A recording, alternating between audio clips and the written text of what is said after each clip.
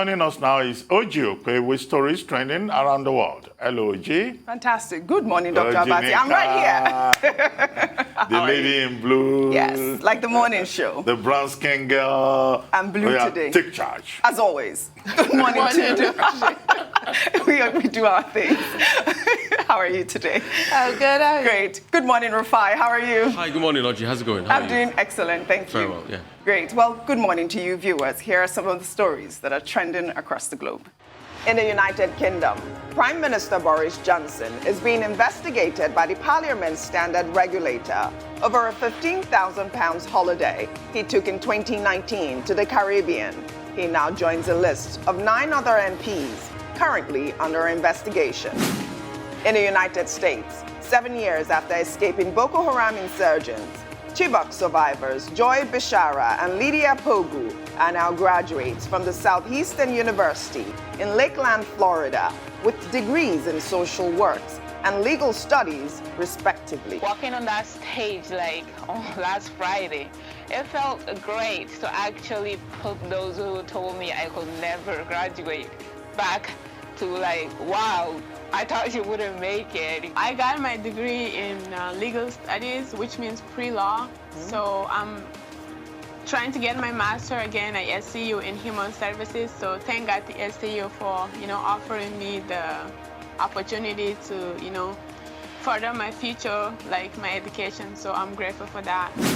In China, reactions trailed the Long March 5B rocket's re-entry into Earth's atmosphere after debris from the rocket crashed into the Indian Ocean, with most of its components burning up upon its re-entry. In Nigeria, the Sultan of Sokoto, Mohammed Abubakar, has called on Muslims across the country to watch out for the Shawwal crescent moon, which will mark the end of the holy month of Ramadan and the beginning of the Eid al-Fitr festival. And Mohammed Sanusi II, former Emir of Kano, has been turbaned as the leader of the Tijaniya Islamic sect. He was installed as the Khalifa of Tijaniya sect in Nigeria by Sheikh Mahi Ibrahim Inyas, Grand Khalifa of Tijaniya movement, on Sunday in Senegal. Under sport, the Nigeria Table Tennis Federation has announced the sum of 4.5 million naira as prize money for the 2021 National Championships. The 12-day tournament is scheduled to hold from May 18th through the 22nd. Finally, under entertainment, 31-year-old multiple award-winning singer Taylor Swift is set to make history as the first female artist to receive the Global Icon Award at the 2021 Brits Awards ceremony taking place today at the O2 Arena. Let's begin what's trending in Nigeria. Pastor Paul Adefarasi was trending on social media for urging members of his congregation in a now viral video to have a planned escape route from Nigeria amid the rising insecurity. Well, let's take a look at that video before we come back for a discussion. I bring you greetings from Pastor Ifai, who's busy taking care of a frontier of our world and preparing our escape route.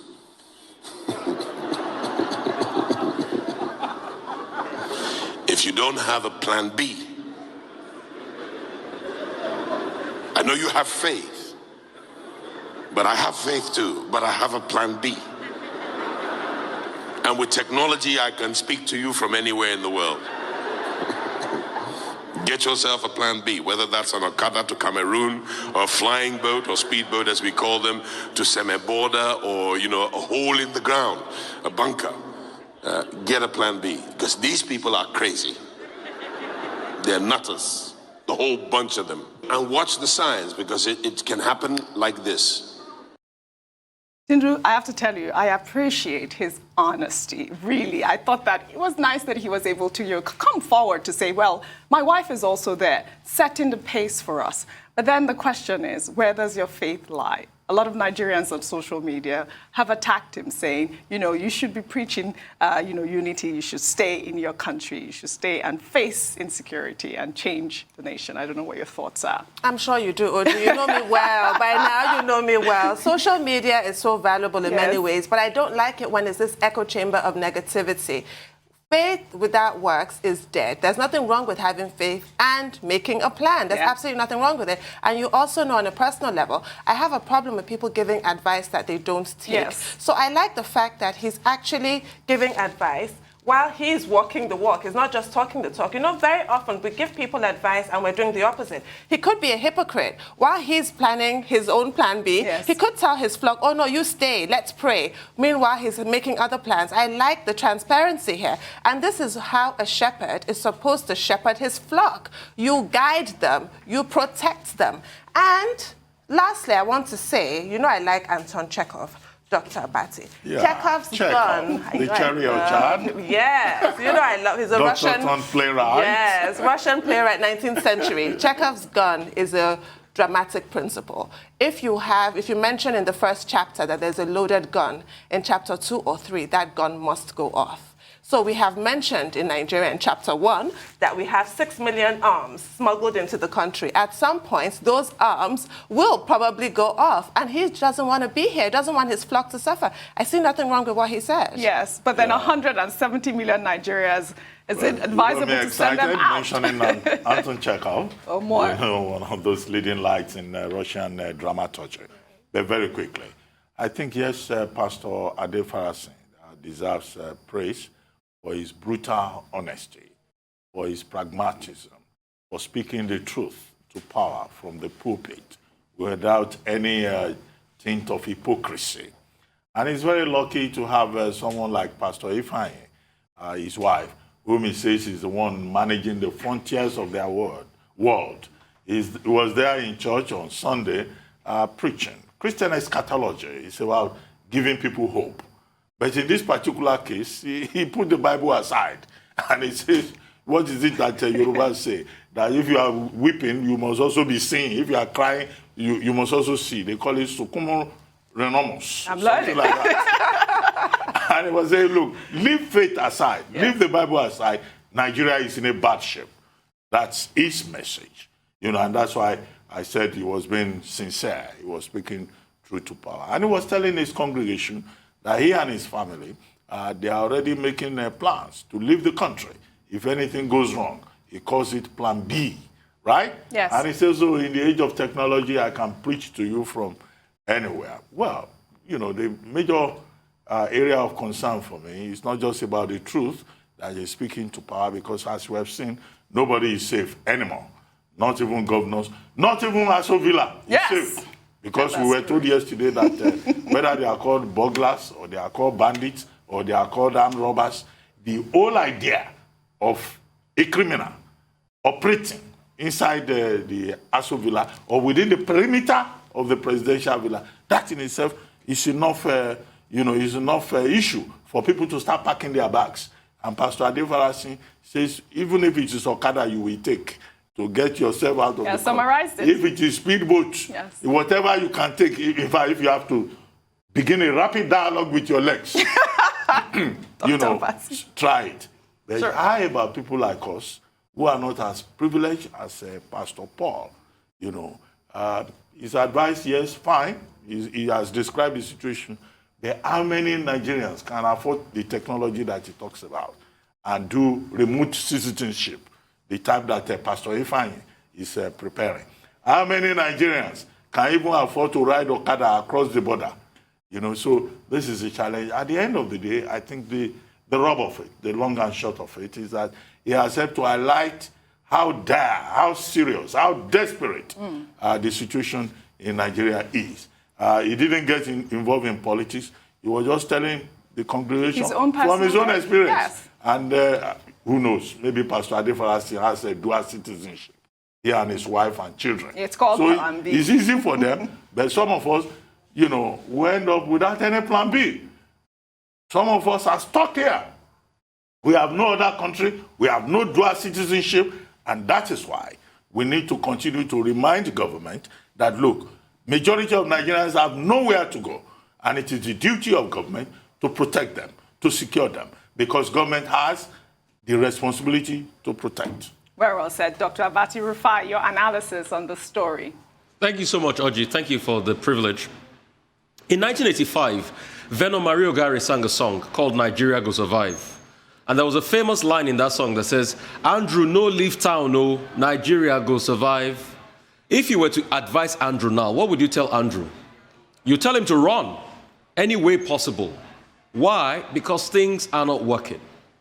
And we need to look at this critically and ask questions and speak truth to power how things can work. As in 1985, when Bueno Mario Gary sang that song, the dollar was not 470 that it is today. In fact, it was less than 12-15 naira. 85, in fact, it was the dollar and the naira was still at parity, because I remember it was in January 86 that the naira was devalued against the dollar and it lost its value against the dollar. So as at 85, when Bueno Mario Gary sang that song, there was still a lot of parity between the dollar and the naira. But if you are to advise Andrew, would it have been a right decision for Andrew to have stayed on in 85 in Nigeria when you look at what has happened today? That's to show you that things are not working. And we need to fix it. The leadership needs to come in clean on this and try as much as possible to fix it. Nowhere is safe. Right. You can see a house close to the villa was robbed. Correct. Like Dr. Bati was saying today. Yeah. Maybe we might wake up today, tomorrow, and they say, the president's toothbrush is missing. They've robbed it. They've taken it away. Let's just be serious with ourselves. What Pastor Paul is saying is what is happening on ground. See, to go and write IELTS for Canada now, you won't get space because the place is filled up. A lot of Nigerians' brains and technocrats are people that are working in Mobile, Chevron, people that are earning 3 million naira per month are living and going to Canada. That's to show you the madness going on. Nigeria will survive, but maybe Andrew needs to check out first. Fine, good point. Brings me to my next story. Social media was abuzz on Monday after reports of a burglary attempt at the residence of the president's chief of staff, Ibrahim Gambari, the chief of staff's residence, which is confirmed to be within the premises of the seat of power, Aso Rock, is surrounded by armed personnel, leaving many Nigerians to question the porosity of the vicinity. The president's spokesman, Garba Shehu, who confirmed the report in a series of tweets on Monday night, described the incident as a foolish attempt at burglary. Nigerians on Twitter have shared mixed reactions, with many condemning the president's inability to tackle insecurity. Let's take a tweet from one Sani, who wrote, "On behalf of the federal government under Buhari's leadership, I am ashamed for all of you. There is no good reason why a burglary should be attempted a few houses from the presidential villa. But it makes sense that if you can't protect the people, how can you even protect yourself?" Rufai, I'm coming to you straight on this story because there are reports that even the president's media aide, or new media, that is Bashar Ahmed, had reported that this was fake news. I mean, it is quite appalling that even at both levels, there's conflicting stories on this information.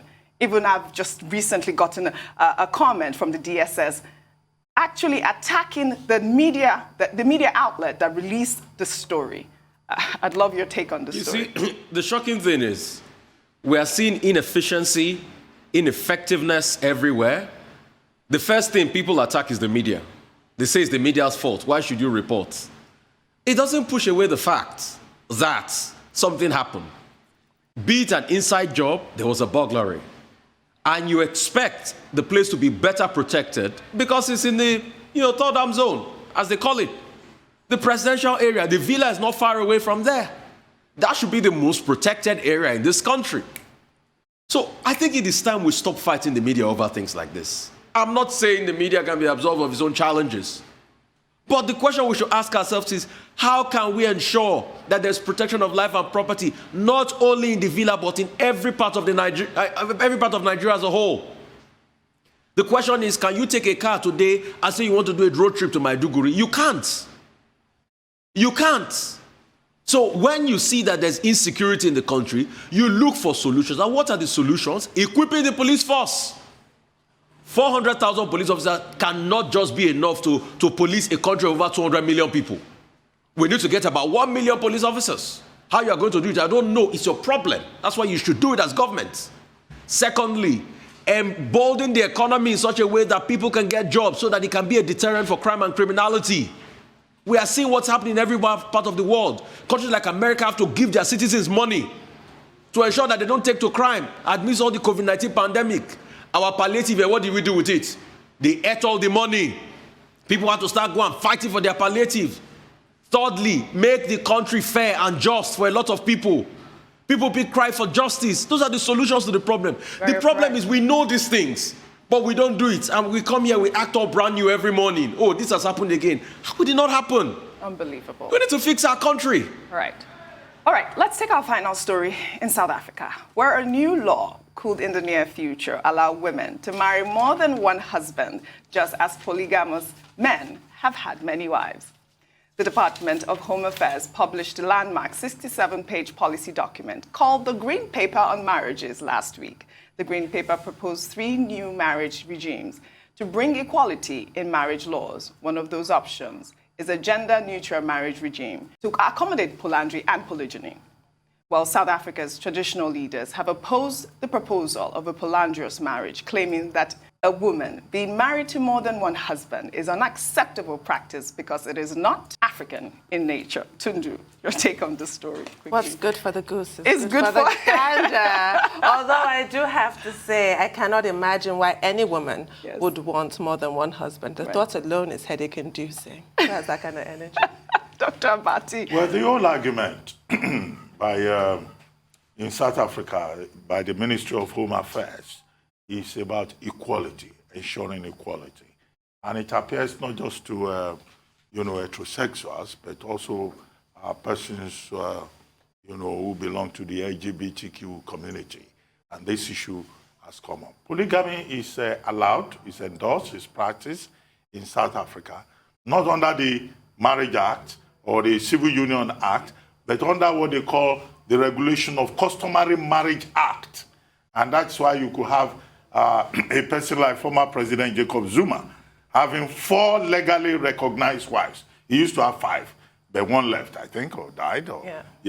But he has 4 legally recognized wives. So the debate now began that, okay, if people can have polygamous marriages under the Customary Marriage Act, Regulation of Customary Marriage Act, although you need to go to court to validate it, then, of course, other people, women should also be allowed to practice polyandry. Now, polyandry is not such a strange phenomenon in the world. In parts of China, northern China, you have the Tibetans, around there, they practice polyandry. In Kenya, some communities allow polyandry. In some other parts of the world, in Nepal, you have what they call fraternal polyandry, whereby 2 brothers can be married to 1 woman, or vice versa, okay? But, well, culturally, people would necessarily kick against it, but it's something that is in practice. Even here in Nigeria, a community in northern Nigeria, the Irigwe, they used to practice polyandry. A woman can just have 2, 3 husbands, and all of them will be living happily together until the leaders of the community outlawed the practice in 1968. So it's not as if this is something that is so far away. But how would the South Africans go about it? It will still have to be debated. The Minister of Home Affairs says all of this is to encourage dialogue about this issue that may look surprising to some people. And they have till the end of June to take a decision. But in Africa, something new always comes out. You never know. But speaking for myself, I want to hear your thoughts. Yes, no, I don't accept. No, we need it. I don't accept polyandry. Why not? Because it can cause not just a disruption of traditional norms, it can result in violence, reckless violence, murder, an escalation of domestic violence. I don't know how. Try to imagine it. What are you talking about?